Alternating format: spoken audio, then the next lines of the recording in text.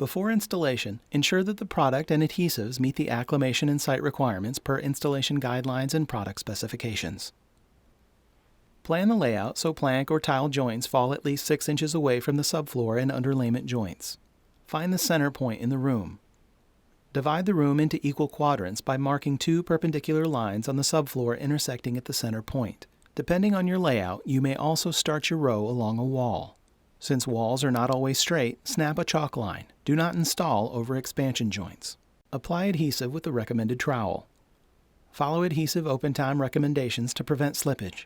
Do not exceed the working time of the adhesive. Only spread adhesive so that the product can be installed within the working time of the adhesive. If the product has arrows on the back, install all planks or tiles with arrows pointing in the same direction. Make sure to follow the chalk line with the starter row.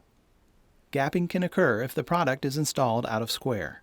Repeat until the area is completed. When cutting tiles next to walls or fixed objects, remember to allow a proper gap around the perimeter of the wall and fixed objects. Consult the product specifications or installation instructions to ensure proper gap size.